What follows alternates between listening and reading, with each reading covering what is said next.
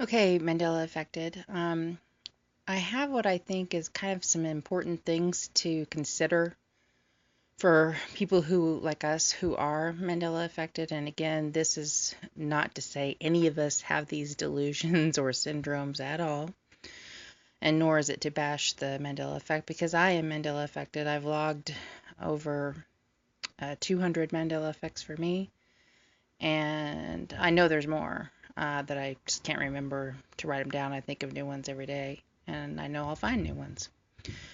But one I wanted to talk about was psychology terms to be aware of regarding the Mandela effect because, they could attribute our condition someday possibly to things such as, schizophrenia or any of these um, disorders, delusions, syndromes that I'm going to mention right here. I'm going to talk about the first two first and then tell you a personal story. So let me just read some of the definitions. These are from Wikipedia. Capgras syndrome is a psychiatric disorder in which a person holds a delusion that a friend, spouse, parent, or other close family member or pet has been replaced by an identical imposter. The Capgras delusion is classified as a delusional misidentification syndrome, a class of delusional beliefs that involves the misidentification of people, places, or objects. It can occur acute, transient, or chronic forms. Cases in which patients hold the belief that time has been warped or substituted have also been reported. Okay, the second one I want to talk about is Cotard delusion. It is a rare mental illness in which the affected person holds the delusional belief that they are already dead, do not exist, are putrefying, or have lost their blood or internal organs.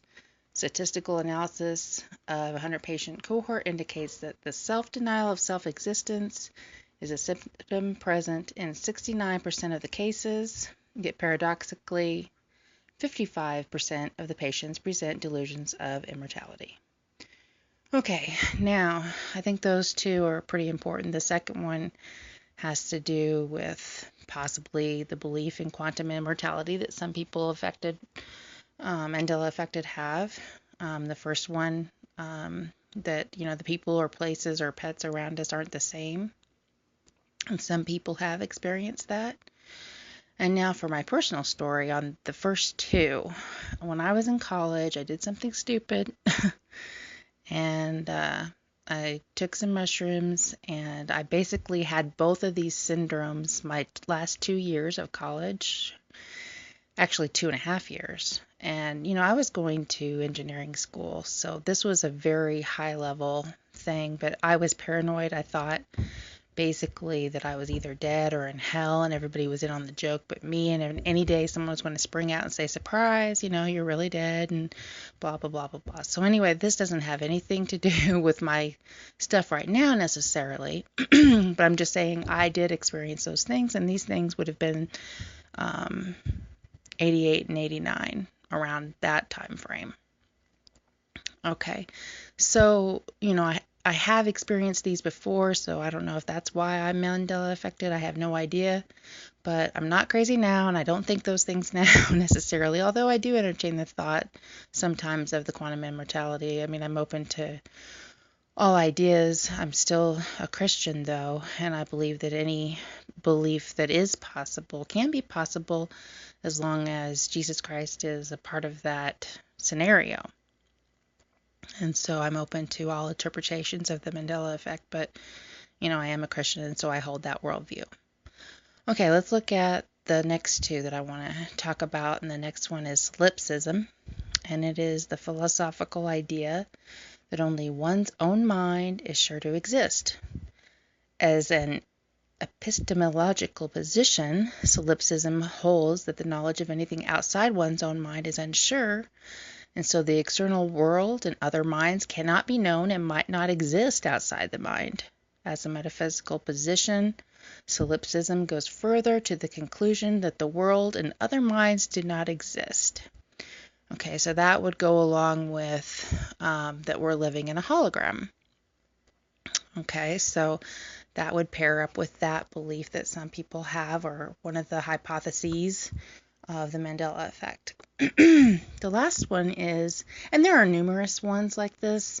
I only picked the 4 that I thought were the most, that would apply to the most people.